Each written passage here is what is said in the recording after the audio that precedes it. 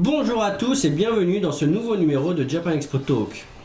Nous allons répondre à quelques questions au sujet de Japan Expo 16e Impact qui avait lieu en juillet dernier. Alors, pour cette question, c'est Yuki Hanako qui nous dit avoir adoré le fait de pouvoir rencontrer des cosplayers comme Yayan cette année et elle se demande si on va le refaire au 17e Impact et elle nous cite notamment Camille Cosplay. Voilà. Bon, je pense qu'avec beaucoup de certitude, nous pouvons dire que oui, nous comptons le refaire parce que ça a aussi été très très bien pour nous.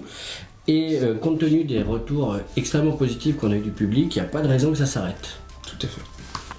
Et maintenant une question, enfin plusieurs questions de Greg, mais on en a sélectionné une toute particulièrement parce que c'est vrai qu'elle revient souvent. Voilà, Greg nous dit tout d'abord le prix de la nourriture sur place c'est bien trop cher, peu importe le lieu de restauration que l'on choisit, et souvent de qualité discutable.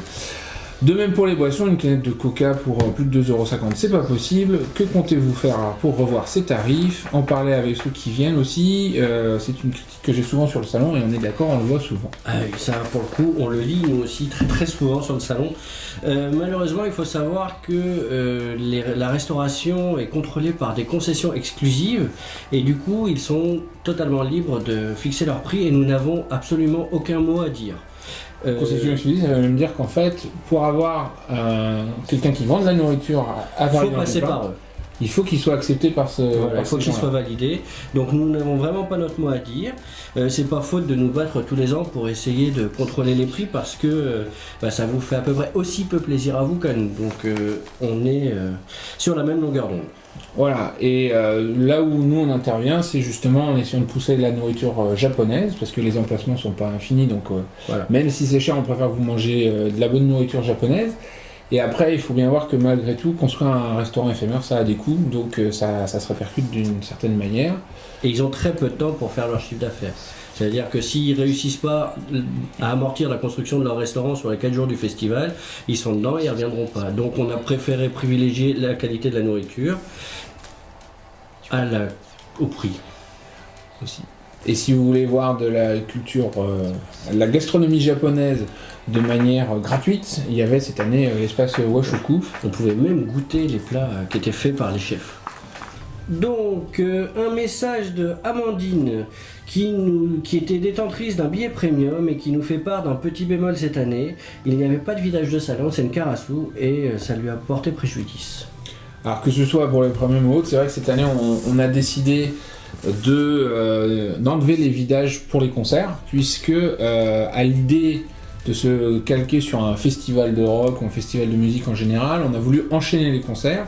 C'est venu aussi du fait que les artistes japonais nous ont dit quand il y a ces vidages, ça coupe l'ambiance, ça casse le rythme et du coup on perd du dynamisme. Donc du coup on a testé cette année en enchaînant les différents concerts sans pause, ce qui a permis à des petits groupes de profiter d'un afflux de population aussi drainé par les plus grands groupes qui étaient peut-être après eux.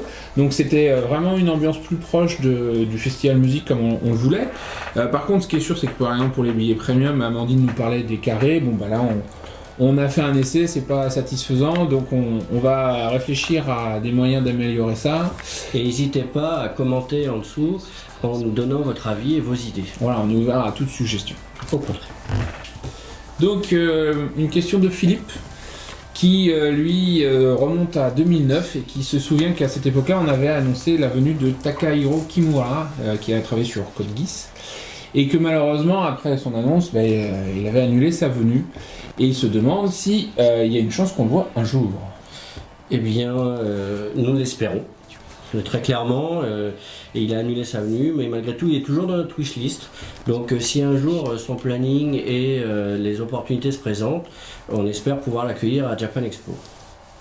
D'ailleurs, il demande aussi, Jean-François, il explique qu'il comprend qu'on veut contenter un maximum de visiteurs en faisant que des séances de signature, mais il demande s'il n'est pas possible d'avoir une alternative pour les amateurs de dessin. Alors en fait, bon, le fait qu'on n'ait que des signatures depuis quelques années maintenant, c'est dû à plusieurs choses, et notamment au souhait des artistes ou de leur management de ne pas faire de dessin, puisque c'est plus fatigant que les signatures, et qu'en plus, effectivement, comme ça prend plus de temps, ils se disent qu'ils vont rencontrer moins de gens, et ils sont là de manière assez exceptionnelle, parce qu'ils sortent assez peu faire des rencontres avec le public, les mangaka, les character designers et autres, et donc ils ont envie d'en profiter pour rencontrer un maximum de gens, donc il y a une question de temps, effectivement. Et après, il y avait aussi une question que ces dessins-là étaient parfois revendus aux enchères, etc., et que c'était pas forcément bien perçu par les artistes. Donc on a mis en place ça en accord avec eux, et pour les dessins, il faut aller assister aux conférences des invités, puisque on fait en sorte qu'à la fin des conférences, ils fassent toujours un grand dessin qui est une sorte de dédicace pour tout le public de Japan Expo, et c'est à cette occasion-là que vous pouvez voir l'artiste à l'œuvre. Nous avons maintenant une question de Loïc. Il nous demande: pouvez-vous nous donner plus de détails concernant le problème informatique du jeudi matin? François. Le problème du jeudi matin, oui, c'est un vaste problème sur lequel on était revenu lors la conférence de fin de Japan Expo le dimanche soir. J'espère que l'année prochaine vous serez nombreux aussi à venir nous poser des questions d'ailleurs. Du coup, effectivement, on a un peu tout cumulé. Donc, on a eu des problèmes informatiques liés au réseau, c'est-à-dire que on avait des ordinateurs qui étaient là pour accueillir les gens, que ce soit au premium, aux entrées standards et autres, qui ne communiquaient pas avec le serveur puisque le réseau de Villepinte ne fonctionnait pas de manière correcte. Et en fait, comme je l'ai déjà expliqué à un certain nombre de gens, nous on était restés jusqu'à tard le soir pour tout préparer, et ça marchait très bien. Sauf que, effectivement, les ondes Wi-Fi notamment, une fois que vous avez été très nombreux dans le hall 7, elles ont été complètement perturbées et les connexions devenaient instables. Donc du coup, on a dû régler ce premier problème, on a déployé nos propres bornes, on a tiré des câbles pour que on ait des connexions correctes. À ce moment-là, ce qui s'est passé, c'est que tout s'est remis en route, et à ce moment-là, surcharge au niveau du serveur. On a donc redémarré le serveur, upgradé le serveur pour qu'il ait plus de puissance. Alors pour les informaticiens, on a amélioré le CPU de la VM pour pouvoir répondre à la demande, et on avait des problèmes de connexion avec, enfin, la Fnac, Ticketnet, tous ces réseaux-là pour récupérer leurs billets, et le temps que tout se mette à jour, etc., oui, on avait perdu une bonne heure. Et en plus, on avait des informations fausses dans la base, cerise sur le gâteau, c'est-à-dire qu'on a récupéré des données de billets jeudi, mais qui étaient identifiés comme des billets vendredi dans la base qu'on a récupérée des réseaux de distribution parfois, ce qui faisait que des gens qui arrivaient avec un billet jeudi, on le bipait, on leur disait désolé, vous pouvez pas rentrer, et ça a complètement mis en l'air toute notre organisation. Et quand on prend une heure de retard sur un festival comme Japan Expo avec le public qui attend depuis très longtemps le matin, effectivement ça fait une densité de population à gérer énorme, et généralement on fait tout pour ouvrir à l'heure, voire en avance, puisque le samedi on a même ouvert en avance. Mais voilà, tout ça c'est cumulé, les ordinateurs qui marchaient plus, les douchettes qui se connectaient pas. On a essuyé le pire jour d'ouverture de l'histoire de Japan Expo depuis 2004 au CNIT, je pense, ouais. Et on est vrai, enfin, comme je disais, je me suis excusé auprès de tout le monde parce qu'on avait mis en place des solutions alternatives, etc. Mais même les solutions alternatives n'ont pas marché. Le temps qu'on déploie une solution qui marche, on avait pris plus d'une heure de retard.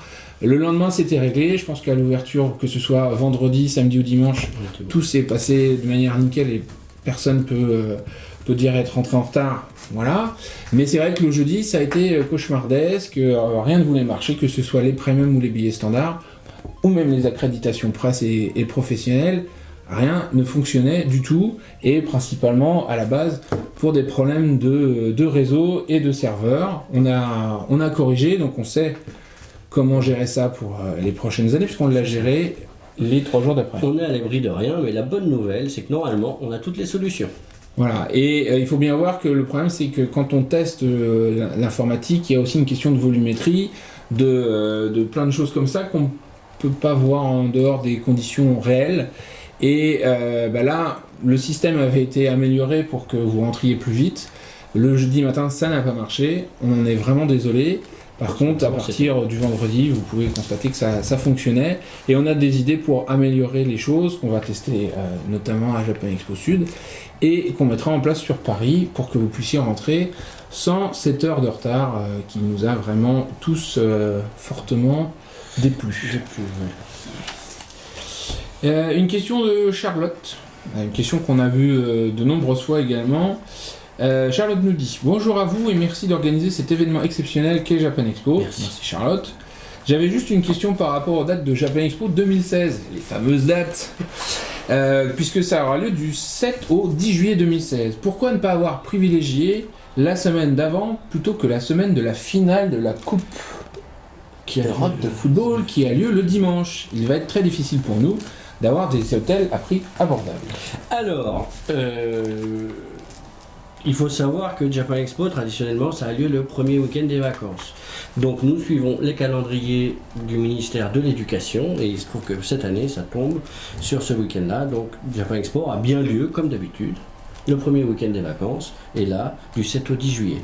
Par rapport à la finale de la Coupe d'Europe, si je ne me trompe pas, on s'est rapproché des hôtels quand même avant. On s'est aperçu que, grosso modo, il y avait un vrai problème de disponibilité le dimanche soir. Parce que c'est le soir du match, donc ça a assez peu d'impact sur les gens qui viennent visiter Japan Expo a priori. Ensuite, on est en train de travailler avec eux pour élargir notre champ d'action sur des hôtels qui sont un peu plus loin dans la région, mais avec des solutions qui permettront de venir jusqu'au festival. Voilà, et malheureusement, le calendrier scolaire, on ne le contrôle pas. Et c'est aussi pour ça que je pense que c'est la première année qu'on vous a informé aussitôt sur les dates, puisque les dates, on les a annoncées le dimanche soir lors de la conférence de débriefing Japan Expo, justement parce qu'on voulait vous alerter et que tout le monde puisse s'organiser. Et profitez bien de tout ce qu'on va mettre en place sur le site web. Il y a les billets qu'on va mettre en place avec Ontour, il y a les offres hôtels dont on vous a parlé, et normalement il y aura tout un tas de services qui vous permettront d'accéder au festival. On devrait pouvoir cohabiter avec la coupe.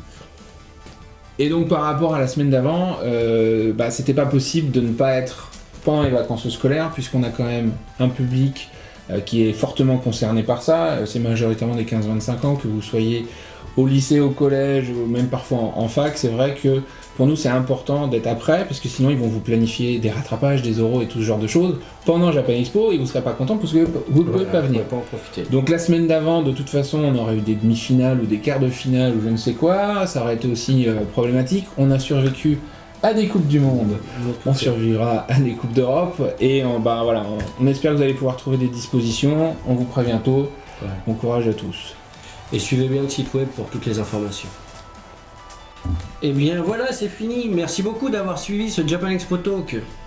Et on vous donne rendez-vous d'ores et déjà pour un prochain numéro qui parlera de Japan Expo Sud 7ème vague, qui va avoir lieu du 19 au 21 février 2016 au Parc Chano de Marseille. Donc commencez à préparer vos questions. Et merci d'avance de suivre l'actualité du festival sur les sites internet, les comptes Twitter, le Facebook, le compte YouTube, Instagram.